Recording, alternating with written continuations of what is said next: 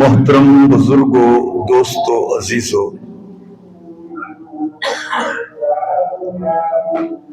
قرآن مجید فرقان حمید کا دوسرا سپارہ ہے، سورہ بقرہ ہے۔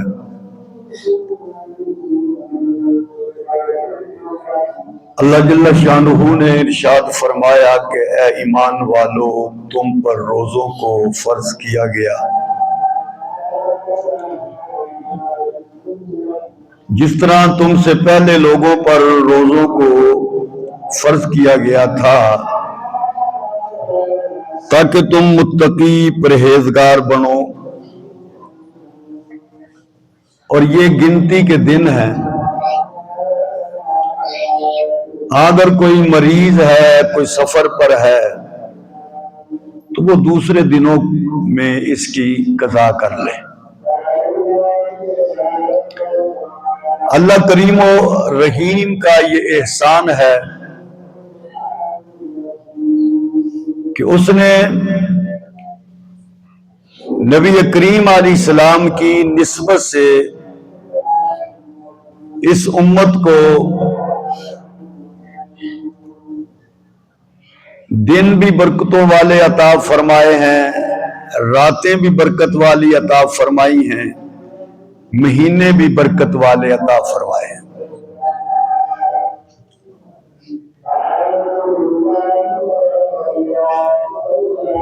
رمضان المبارک کا یہ مہینہ جو اللہ کی ذات کی طرف سے ہمارے لیے، اس امت کے لیے ایک بہترین تحفہ ہے۔ یہ ایسا مہینہ ہے کہ اس کے دن بھی ہمارے لیے بخشش و مغفرت و رحمت کا ذریعہ ہیں، اور اس کی راتیں بھی ہمارے لیے بخشش و مغفرت و رحمت کا ذریعہ ہیں۔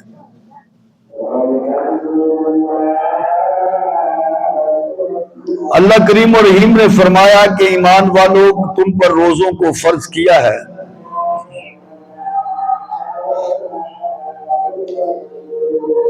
اور یہ صرف اس امت پر ہی روزے فرض نہیں ہوئے، کما کتب علی الذین من قبلکم، جس طرح میں رب نے تمہارے سے پہلے جو امتیں آئی ہیں ان پر بھی روزوں کو فرض کیا۔ تعداد میں اختلاف رہا ہے، انداز میں اختلاف رہا ہے، لیکن روزوں کی فرضیت کا انکار نہیں ہے۔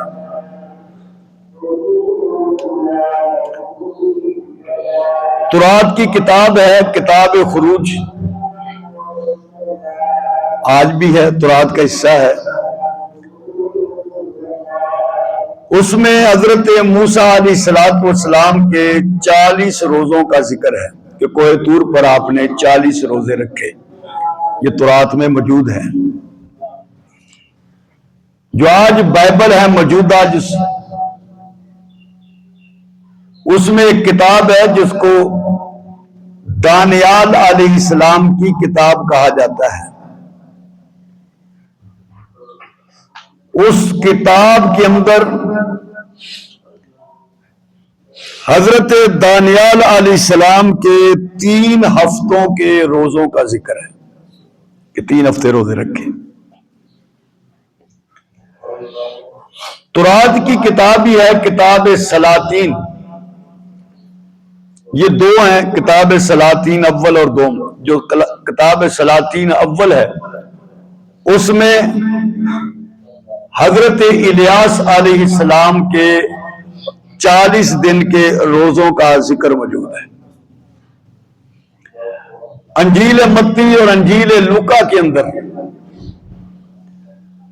حضرت عیسیٰ علیہ السلام کے 40 روزوں کا ذکر موجود ہے۔ تو اللہ نے فرمایا کما کتب علی الذین من قبلکم، کہ یہ روزے میں نے صرف تمہارے اوپر ہی فرض نہیں کیے، بلکہ تمہارے سے پہلے جو امتیں آئی ہیں ان پر بھی فرض تھے، وہ تو 40 روزے رکھتے رہے۔ ہم تو 29 پر پہلے، بلکہ ہمارا تو پہلے روزے پر ہی اعلان ہوتا ہے، لو جی رہ گئے 29، پہلے دن ہی اسی حساب کر لیا ہوں تھا۔ اللہ نے اس کی غرض بیان فرمائی کہ میں نے روزے تمہیں رکھوائے ہیں، اس کا مقصد کیا ہے؟ اس کا مقصد یہ ہے کہ تم متقی بن جاؤ، پرہیزگار بن جاؤ، میرے بندے بن جاؤ۔ اللہ اپنے بندے کو اپنا بندہ بنانا چاہتا ہے، میرے بن جاؤ۔ تو اسی لیے اللہ جل شانہ نے پورے اہتمام کے ساتھ روزوں کا ذکر بھی فرمایا، اور اس میں اگر کوئی بیمار ہو جائے، مرض بڑھ جائے تو روزہ چھوڑنے کا حکم بھی ہے۔ سفر پر دور جا رہا ہے، باوجود ہے کہ آج سہولیات موجود ہیں، گاڑیاں کا سفر ہے، لیکن اگر روزہ نہیں رکھنا چاہتا تو شریعت اس کو پابند نہیں کرتی۔ ٹھیک ہے آپ نہ رکھیں، لیکن معاف بھی نہیں کرتی کہ بعد میں آپ نے رکھنا ہے۔ بھائی معمولی سی سر درد میں روزہ توڑ دینا یہ نہیں ہے، بیماری ہے، شدید بیماری ہے، جان کے ضائع ہو جانے کا خطرہ ہے، ڈر ہے، تو روزہ توڑ دیا جائے۔ اور یہ شریعت کا حکم ہے، یہ اللہ کا حکم ہے۔ تو اس کا یہ اللہ کا خصوصی کرم ہے کہ اللہ نے یہ سہولت دے دی، اور یہ ہمارے یہ جو روزے ہیں ماشاءاللہ تقریباً موسم ٹھیک ہی ہے۔ اگلے سال اللہ نے توفیق دی تو اور زیادہ ٹھیک اور ٹھنڈا موسم آ جائے گا۔ یہ تو اللہ کی توفیق سے ہے، ٹھنڈا کیا رضائی والا بھی موسم ہو تو رکھنی اللہ کی توفیق سے ہی ہے۔ جس نے نہیں رکھنے اس نے رضائی میں بھی نہیں رکھنے، برف باری بار ہو اور اس نے روزے نہیں رکھنے، اور جس نے رکھنے ہیں اس نے سخت گرمی ہو اس نے پھر بھی روزے رکھنے ہیں۔ تو اللہ نے فرمایا میرے ایمان والے جو ہے نا وہ روزے رکھتے ہیں، ایمان والے۔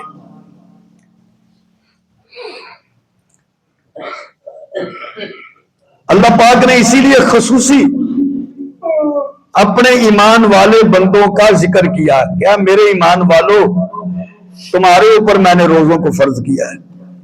اور یہاں بندہ غور کر لے، روزہ نہیں رکھے گا تو اللہ کے اس خطاب سے تو باہر نکل گیا نا۔ اللہ بھی کہہ رہا ہے ایمان والا روزہ رکھے گا، اور یہ روزہ نہیں رکھ رہا تو اللہ کے خطاب سے باہر چلا گیا۔ اسی لیے اللہ نے فرمایا کہ میں تمہیں متقی بنا دوں گا، اپنا بندہ بنا لوں گا بھائی اگر تم روزہ رکھو گے۔ فرمایا یا ایھا الذین آمنوا کتب علیکم الصیام کما کتب علی الذین من قبلکم لعلکم تتقون۔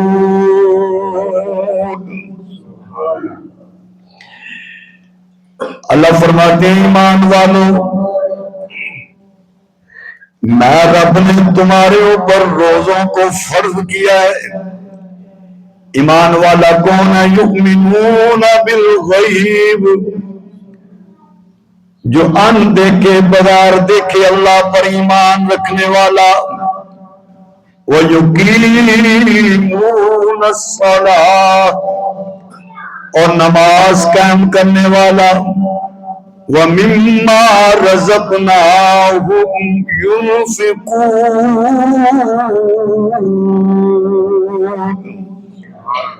اور اللہ کے دیے ہوئے میں سے اللہ کے راستے میں خرچ کرنے والا۔ ایمان والا وہی ہے جو اپنی مرضی کو چھوڑ کر اللہ کے حکم کو تسلیم کرنے والا، قرآن و سنت کے مطابق اپنی زندگی کے لمحات کو گزارنے والا۔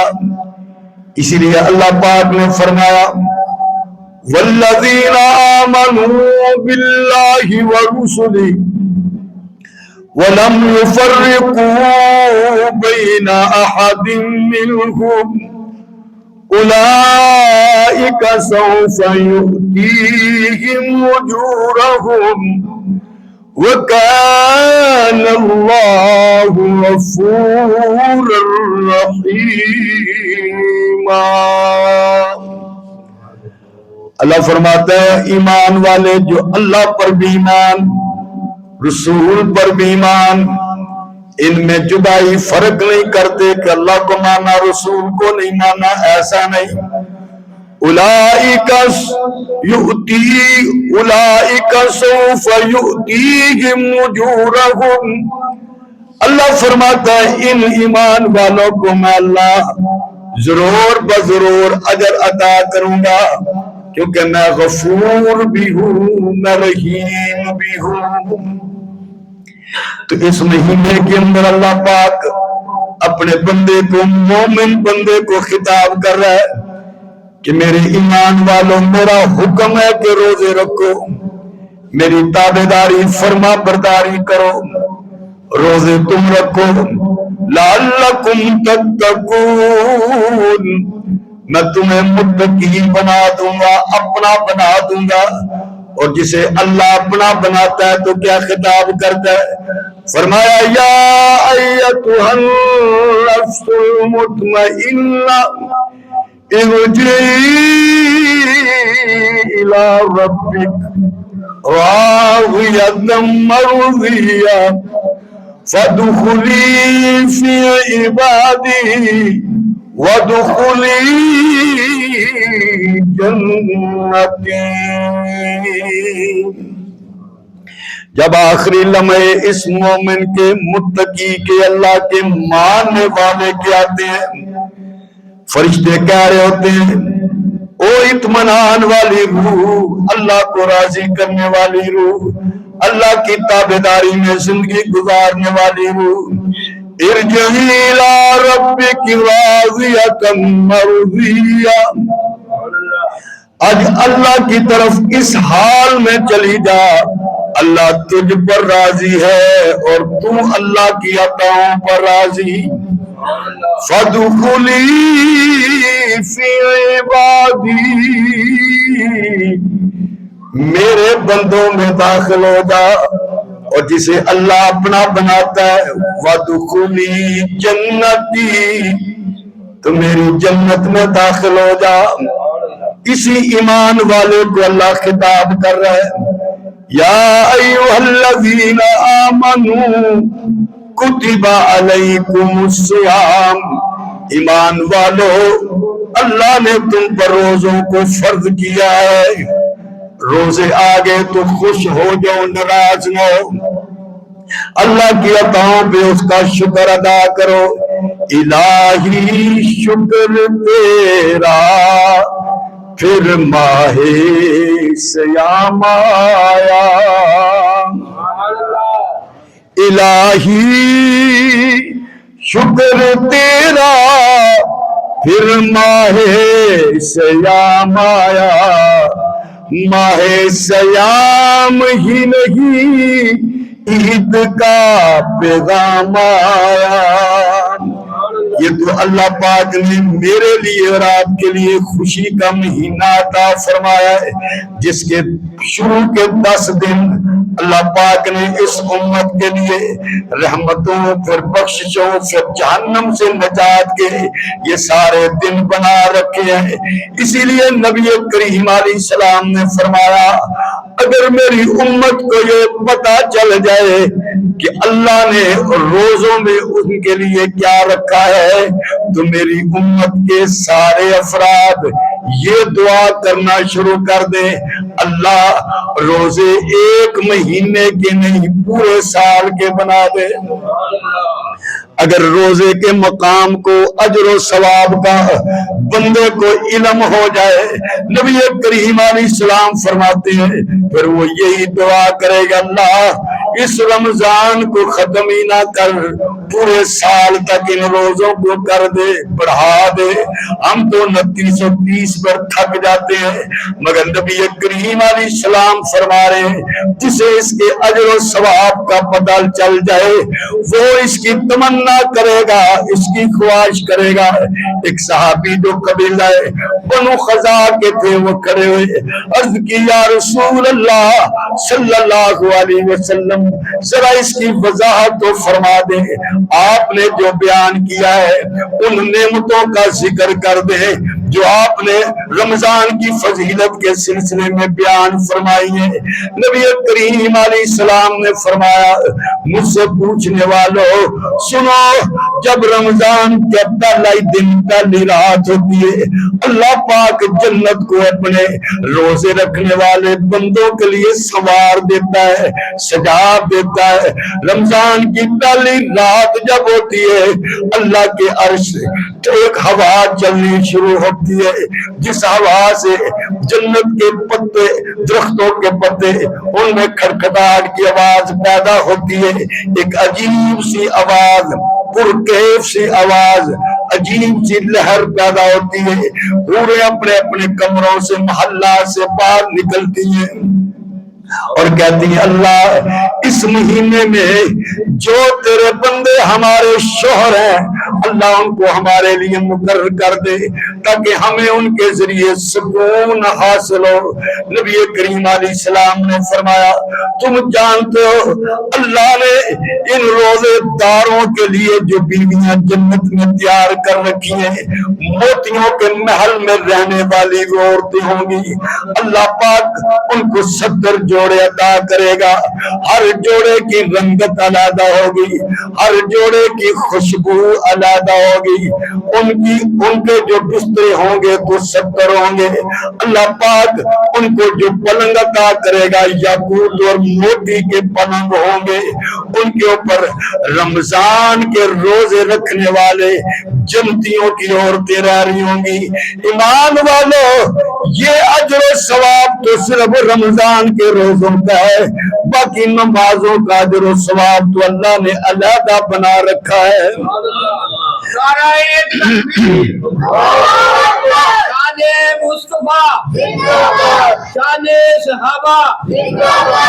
نبی کریم علیہ السلام نے فرمایا ان فی الجنت غرفا، جنت میں ایسا محل بھی ہے شیشے کا، باہر کھڑا ہوا جب دیکھے سارا کچھ اندر کا نظر آ جائے، اندر کھڑا ہوا باہر کو دیکھے تو سارا کچھ باہر کا نظر آ جائے، ایسا بہترین محل ہوگا، صاف ہوگا۔ فقال اعرابی، ایک دیہاتی صحابی نے جب یہ سنا اتنا خوبصورت محل، اتنا پیارا محل ہوگا تو وہ بڑے حیران ہو کے کھڑے ہوئے، فرمانے لگے لمن ہی یا رسول اللہ، اللہ کے رسول یہ محل اللہ کس کو عطا کرے گا؟ یہ کون خوش نصیب لوگ ہوں گے جنہیں اللہ پاک یہ محل عطا کرے گا؟ فرمایا لمن اطاب الکلام، فرمایا میرے صحابی میرے سے پوچھنے والے اللہ یہ محل اس کو عطا کرے گا جس کی زبان میٹھی ہوگی، جو میٹھے بول بولتا ہو۔ میٹھے بول بولنے والے کی مرچیں بھی بک جاتی ہیں اور کڑوا بول بولنے والے کا گڑ بھی کوئی نہیں خریدتا۔ لمن تعطاب الکلام، جس کا کلام گفتگو میٹھی ہو پیاری ہو اللہ اس کو محل عطا کرے گا۔ فرمایا کھانا کھلانے والے کو، جو غریب اور ضرورت مند لوگوں کو کھانا کھلانے والا ہے اللہ اس کو یہ محل عطا کرے گا، جو روزے رکھے گا اللہ اس کو یہ محل عطا کرے گا۔ وصلی باللیل، اور رات کو جب ساری مخلوق سو رہی ہو وہ اٹھ کے اللہ کی عبادت کرے، لوگ سوئے ہوں یہ اٹھ کر اللہ کی عبادت کرے، اللہ اس کو بھی یہ محل عطا فرمائے گا۔ کتنا بڑا اعزاز ہے، اچھی بات کرنا، غریبوں کو کھانا کھلانا، روزہ رکھنا، رات کو جب سارے لوگ سوئے ہوں اللہ کے دربار میں جا کے اللہ کی عبادت کرنا، ان عبادتوں پر، ان اعمال پر اللہ وہ خوبصورت محل اس بندے کو عطا کرے گا۔ نبی کریم رحیم الرحیم رؤوف نبی نے فرمایا صلی اللہ علیہ وسلم نے، اللہ نے میری امت کو 5 وہ خصلتیں رمضان میں عطا فرمائی ہیں جو پہلی امتوں کو نصیب نہیں ہوئی۔ نبی کریم نے فرمایا خلوف فم الصائم، روزے دار کے منہ کی بو اللہ کے نزدیک وہ مشک و کستوری کی خوشبو سے بھی اعلیٰ ہوتی ہے۔ میدا خالی ہو منہ سے بدبو آنی شروع ہوتی ہے، ہم کہتے ہیں تیرے منہ سے بدبو آ رہی ہے، ذرا منہ کو دوسری سائڈ کر لے، دوسری طرف کر لے۔ مگر نبی کریم فرماتے ہیں جس نے روزہ رکھا ہو، روزہ رکھنے کے بعد اس کے منہ سے جو بو آ رہی ہوتی ہے، لوگ تو اس بو سے نفرت کا اظہار کرتے ہیں، مگر اللہ کے دربار میں اتنی محبوب ہے کہ اللہ پاک کو مشک و کستوری کی خوشبو سے بھی یہ خوشبو زیادہ پسند ہے۔ نبی کریم علیہ السلام نے فرمایا میری امت کا روزے دار جب روزہ رکھتا ہے اللہ کے فرشتے بھی اس کے لیے بخشش کی دعا کرنے شروع کر دیتے ہیں۔ اللہ میری امت کے روزے داروں کے لیے ہر رات کو، ہر دن کو جنت کو سنوارتا ہے، سجا دیتا ہے، گھر کو سجایا جاتا ہے، راستوں کو سجایا جاتا ہے، محلات کو سجایا جاتا ہے۔ کسی بڑے آدمی نے آنا ہے اللہ بھی جنت کو حکم دیتا ہے اے جنت میرے بندے اپنی مشقتیں تکلیفوں کو اتار گئے تیری طرف آنے والے ہیں، تو بھی اسی طرح سج جا جیسے دلہن سجی ہوتی ہے، تو بھی اپنے آپ کو سجا لا۔ شیاطین کو اللہ تعالیٰ سرکش شیاطین کو بند فرما دیتا ہے، اور اس رمضان کی آخری رات میں اللہ پاک گناہگاروں کی، روزے داروں کی بخشش کا فیصلہ فرما دیتا ہے۔ صحابی عرض کرتے ہیں یا رسول اللہ یہ تو لیلۃ القدر کو بخشش کے فیصلے ہوتے ہیں۔ نبی کریم نے فرمایا میرے پروانے نہیں، جب کوئی مزدور، دنیا کا ضابطہ یہ ہے جب کوئی مزدور مزدوری کر لے، جب مزدوری مکمل ہو جائے اپنے مالک سے مزدوری مانگتا ہے، تو جب میرے بندوں نے اپنی مزدوری پورے رمضان کے روزے رکھے مزدوری مکمل کر دی، میں رب ان کو مزدوری میں اپنی طرف سے بخشش اور مغفرت عطا فرماتا ہوں۔ لعلکم تتقون، اللہ فرماتا ہے یہ بخشش والا، یہ تمہیں متقی بنانے والا، نیک بنانے والا مہینہ ہے۔ یا ایھا الذین آمنوا کتب علیکم الصیام، اللہ فرماتا ہے میں نے روزے فرض کیے، حج بھی اللہ نے فرض کیا، نماز بھی اللہ نے فرض کی، زکوٰۃ بھی اللہ نے فرض کی ہے۔ بندہ حج جب احرام باندھ کے لبیک لبیک کی صدائیں گونجتی ہیں بلند کرتا ہے، اللہ کو اس کی یہ دیوانگی اتنی پسند آتی ہے، پہلی نظر جب بیت اللہ پر ڈالتا ہے اللہ اس کے گناہوں کو معاف کر دیتا ہے۔ جب نماز پڑھتا ہے نماز مکمل ہوتی ہے، نبی کریم علیہ السلام نے فرمایا اللہ اس کے گناہوں کو معاف کر دیتا ہے۔ جب زکوٰۃ ادا کرتا ہے اللہ اس کے مال کو پاک کر دیتا ہے۔ ایمان والو زکوٰۃ ادا کرنے سے مال پاک ہوتا ہے، روزہ رکھنے سے اللہ روح کو پاک کر دیتا ہے، اللہ بندے کے اندر کو پاک کر دیتا ہے۔ لعلکم تتقون، اسی لیے اللہ نے فرمایا میں اپنے بندے کو متقی بنا لیتا ہوں، نیک بنا لیتا ہوں، میرا بن جاتا ہے۔ اسی لیے نبی کریم علیہ السلام نے فرمایا وَهُوَ الشَّهْرُ الصَّبْرُ وَالصَّبْرُ ثَوَابُهُ الْجَنَّةُ، او میرے امتیو یہ تو صبر کا مہینہ ہے اور صبر کا ثواب تو اللہ نے جنت رکھی ہے۔ صبح سے لے کے شام تک دیکھیں دنیا کا ضابطہ ہے، کوئی کسی کی محبت میں کوئی بھی محنت مشقت کرتا ہے وہ خوش ہوتا ہے کہ یار اس نے میرے لیے بڑی تکلیف کو برداشت کیا ہے۔ اللہ نے نماز فرض کی ہے بندے کے اوپر، اس نے نماز 5 وقتوں میں ادا کی، 10 منٹوں میں ایک نماز ادا ہوگی، 5 منٹ میں ادا ہو گئی، چلا گیا۔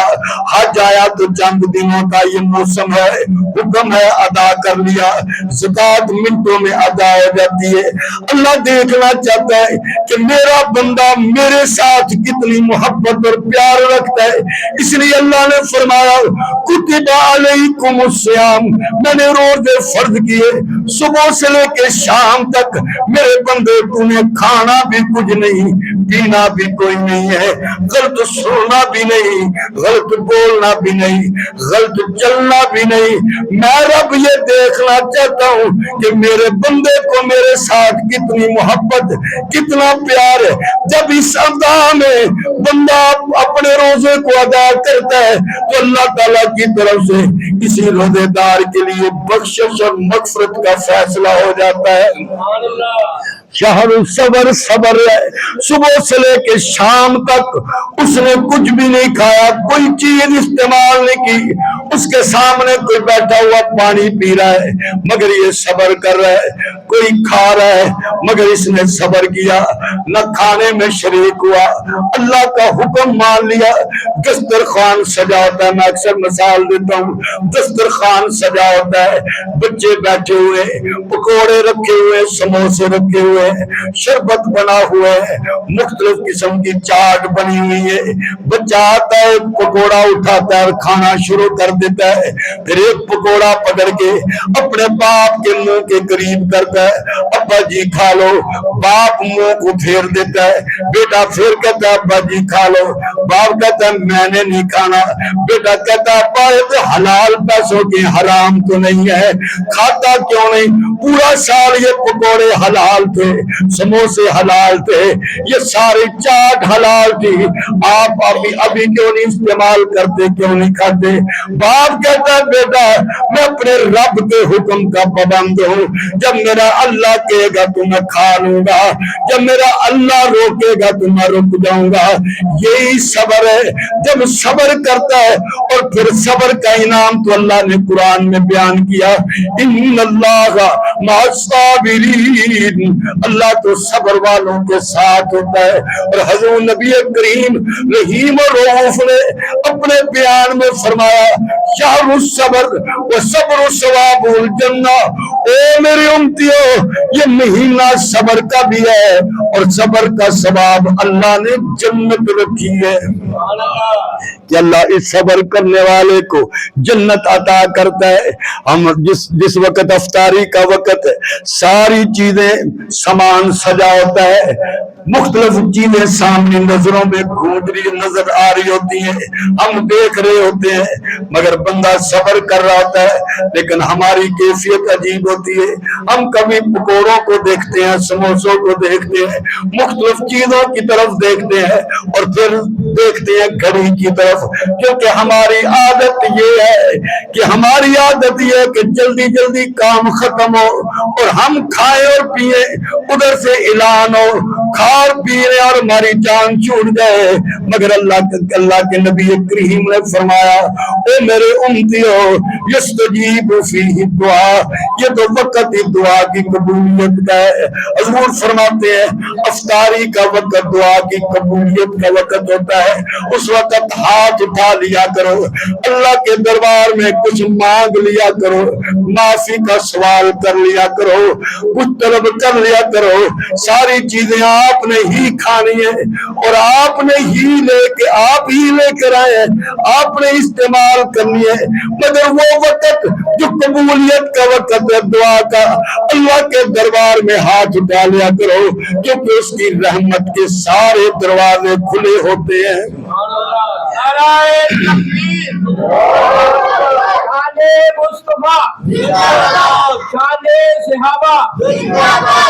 یستجیب فی دعا، ہاتھ اٹھا کے اللہ سے مانگ لیا کرو، جب تیری کریمی پہ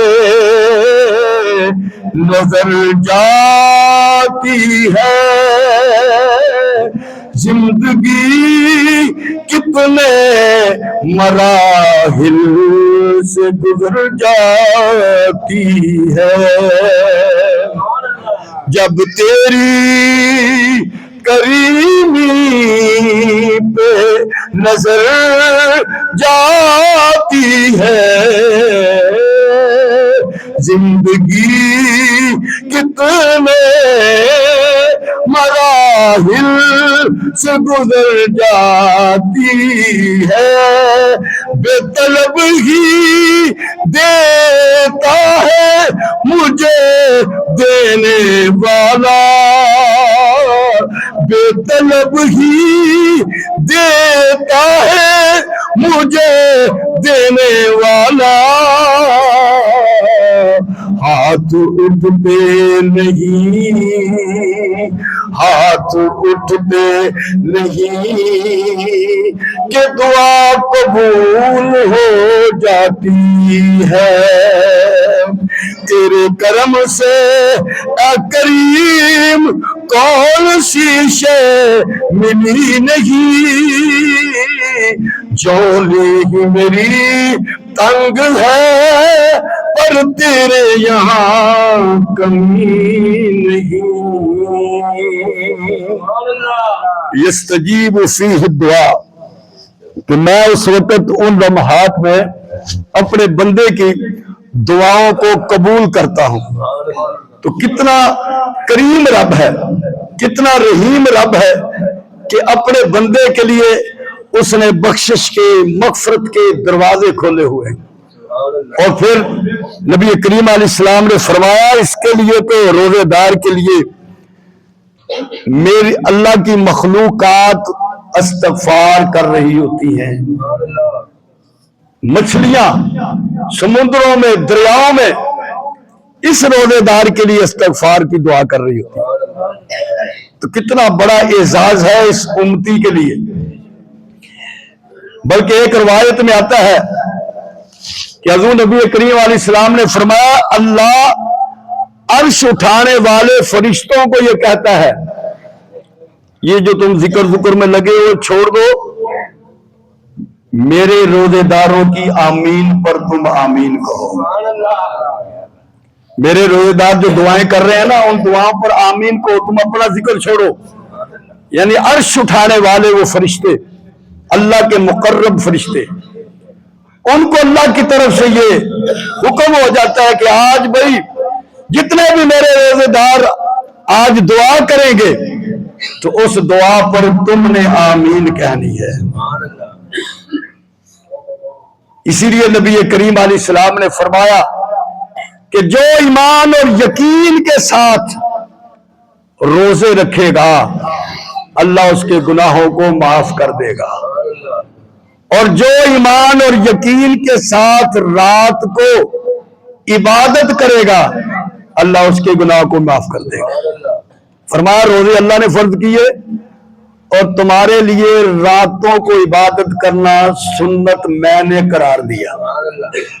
یہ حضور نبی کریم علیہ السلام نے قرار دیا کہ میرے امتی رات کو قیمتی بنا لے، ہر شب قدر است، اگر قدر است، ہر رات ہی مومن کے لیے شب قدر ہے، ہر رات ہی اگر قدر است، اگر رات کی قدر بندے کو معلوم ہو کہ رات، ہر رات میں اللہ اپنی رحمت کے دروازے کھولتا ہے۔ ایک تو ہے نا کہ شب برات کو اللہ کی طرف سے آواز آتی ہے حل من مستغفر فاغفر لہ، کوئی ہے بخشش کا طلبگار کہ میں اس کو معاف کر دوں، اور روایت میں یہ بھی آتا ہے کہ یہ آواز ہر رات کو آتی ہے، اللہ کی طرف سے یہ آواز آ رہی ہوتی ہے کوئی ہے بخشش کا طلبگار کہ میں رب اس کے گناہوں کو معاف کر دوں۔ ہر شب قدر است، اگر قدر است، ہر رات ہی اللہ نے ہمارے لیے شب قدر بنا دی ہے، بس تھوڑی سی تکلیف کرنا ہے، اٹھنا ہے، اللہ سے صلح کرنی ہے،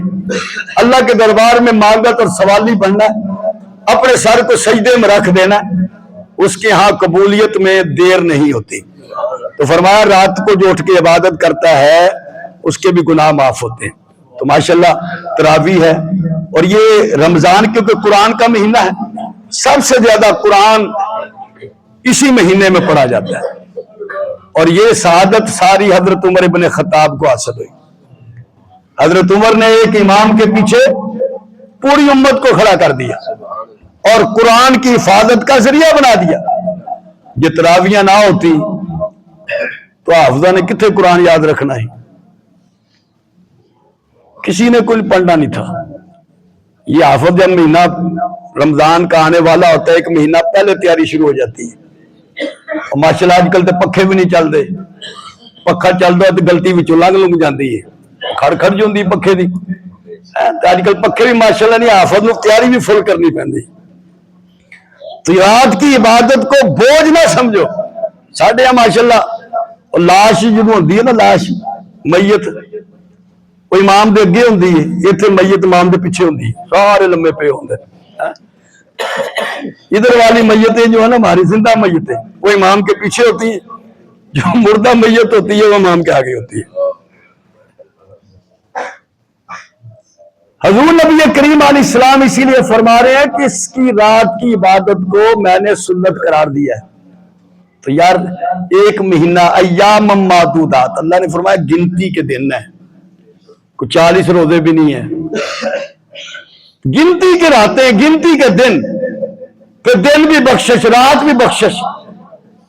اور حضور فرما رہے ہیں کہ اس میں ایک فرض پڑھنا 70 فرضوں کے برابر ہے. فرض ایک پڑھ رہے ہیں 70 فرضوں کے برابر، نفل فرضوں کے برابر پہنچ رہے ہیں.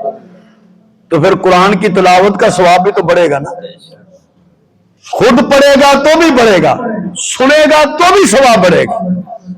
تو اس کو بوجھ نہ، تکلیف نہ سمجھے. اور دیکھتے ہیں 8 تک بڑے قائم دائم صحیح سلامت ہوتے ہیں، 8 کے بعد ایمان آہستہ آہستہ کمزور ہونے شروع ہوتے ہیں. کچھ ادھے کے ناس جاندے ہیں، پھر کوئی 12 پر بھاگ جاتا ہے، کوئی اور کوئی 2 پڑھ لیتا ہے. یعنی بھاگنا شروع، مسجد میں رہ جاتے ہیں وہ پکے نمازی جو سال بھر کے نمازی، جو ہے نا رمضان کے نمازی، وہ 8 پر، 8 سے 12، 12 سے 2 اور پڑھ لے کو آگے، وہ بھاگ جاتے ہیں. لیکن جو سال بھر والے نمازی ہیں وہ قائم دائم رہتے ہیں، وہ پوری پڑھتے ہیں. تو یار 20 رکعتیں کو اتنے بوجھ تو نہیں ہے، اتنا وزن تو نہیں ہے 20 تراویح کا کہ ہم ان سے بھی تھک جائیں. اگر کوئی کہے کہ بھائی تجھے 5000 روپیے دوں گا اور تو نے 2 گھنٹے کھڑا رہنا یہاں پر، گرمی بھی ہوئے، ہم کہیں گے ٹھیک ہے جناب 5000 روپیہ ملنا. میں ذرا اکثر مثال دیتا ہوں کہ اگر یہ کہا جائے کہ بھئی سخت گرمی ہو، زمین تپی ہو، کہ یہاں سے منور مسجد سے اڈے تک جو ننگے پیر آدمی دوڑ کے جائے گا اس کو 10,000 روپیہ انعام.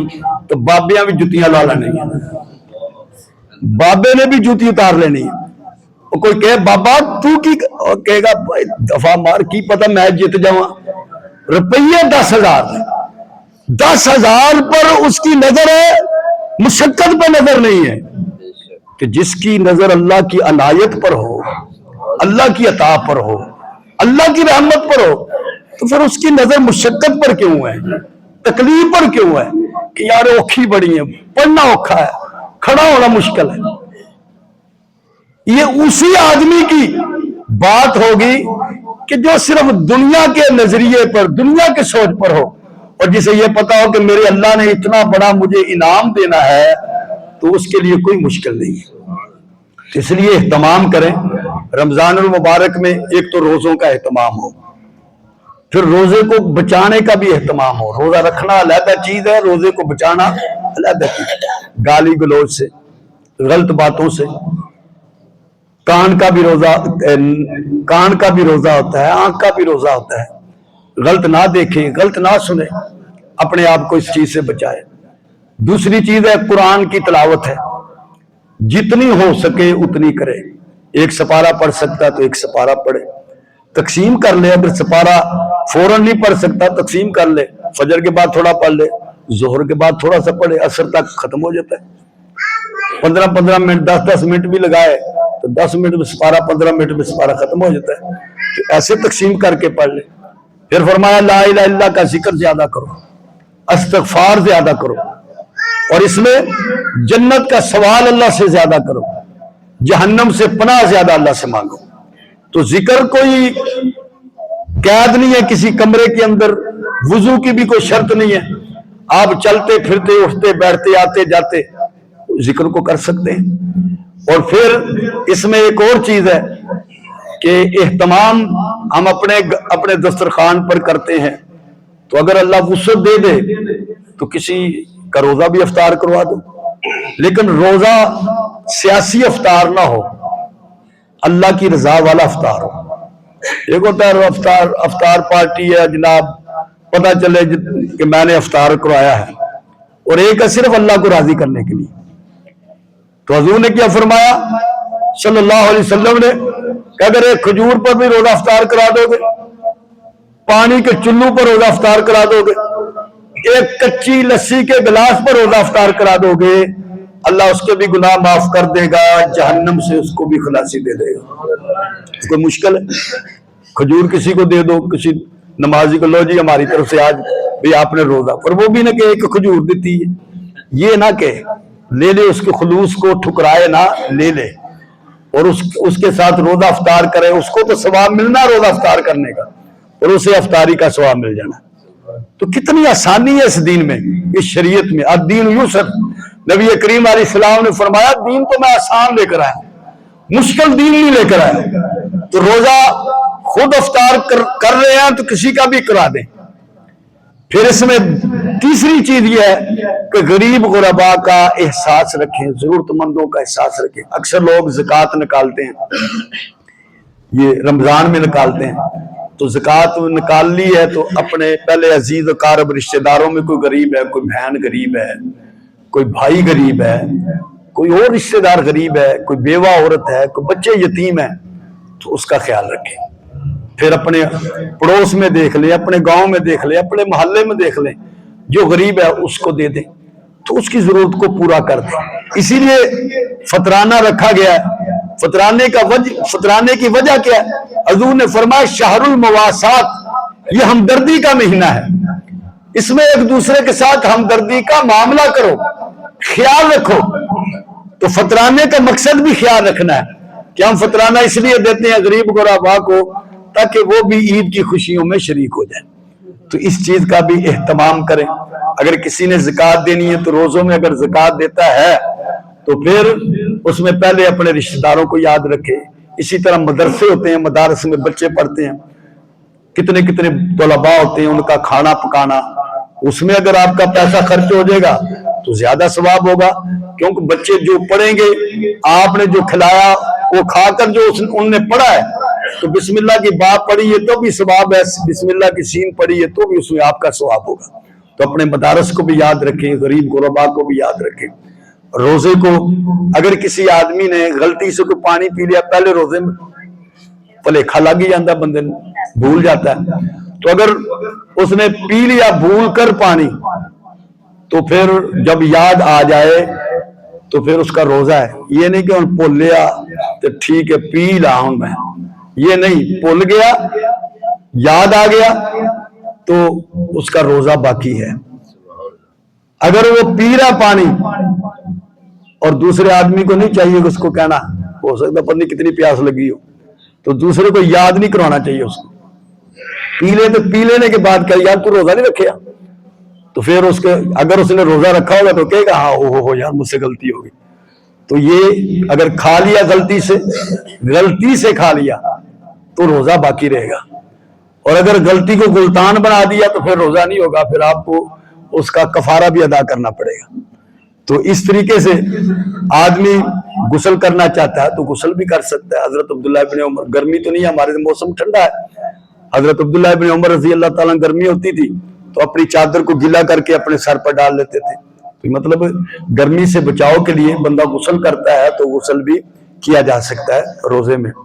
اور اسی طریقے سے رمضان میں کوئی خوشبو لگاتا ہے تو خوشبو لگانا ویسے سنت ہے، لیکن اگربتی نہ لگائے، اس کا دھواں ہوتا ہے، دھوئیں سے بچے۔ बाकी दूसरी खुशबुएं होती है, परफ्यूम वगैरह जो भी है, इनके लगाने से उसका रोजा नहीं टूटेगा। नाक में दवाई डालेगा तो रोजा टूट जाएगा, लेकिन आंख में दवाई डालने से रोजा नहीं टूटेगा। तुसी कहोगे कि भाई ये दोनों एक ही सिस्टम है, लेकिन हुक्मात ने ये बात लिखी है कि दोनों का जो सिस्टम अलग-अलग है। जो नाक में है, जो नाक में दवाई डाली जाती है वो डायरेक्ट मैदे में चली जाती है, और आंख वाली जो हुक्मा ने लिखा है कि वो डायरेक्ट नहीं बल्कि रगों में जाती है और फिर जाकर वो आगे पहुंचती है। तो इसलिए आंख में डालने से उसका रोजा नहीं टूटेगा। अगर दांतों में कोई चीज फंस गई थी, मतलब रात को बोटियां खाई हैं और दांत में कोई बोटी फंसी हुई है, तो निकाल के फेंक दे। अगर उसने निकाली और खा ली, अगर चने की मकदार से, छोटा चने का दाना उसकी मकदार से छोटी थी तो फिर तो रोजा उसका बाकी है। लेकिन अगर वो चने की मकदार जितना चना होता है उतनी है तो फिर उसने खा ली तो रोजा टूट जाएगा। इसी तरह उसको उल्टी आ जाती है, के आ जाती है, तो के अगर मुंह भरकर आई और बाहर निकल गई सारी तो उससे रोजा नहीं टूटेगा। के आई थी और उसने फिर उतार दी तो इससे रोजा टूट जाएगा। तो ये कुछ मसाइल थे, इनसे कुछ मतलब इनका भी ख्याल रखा जाए। तेल लगाना चाहता है आदमी, बात कहते हैं जो तेल लगाने, सुरमा लगाने से रोजा, न सुरमे से रोजा टूटता है, न तेल लगाने से मकरूह होता है, न शीशा देखने से मकरूह होता है। ये कोई चीज नहीं है। अल्लाह ताला हम सबको अमल की तौफीक अता फरमाए।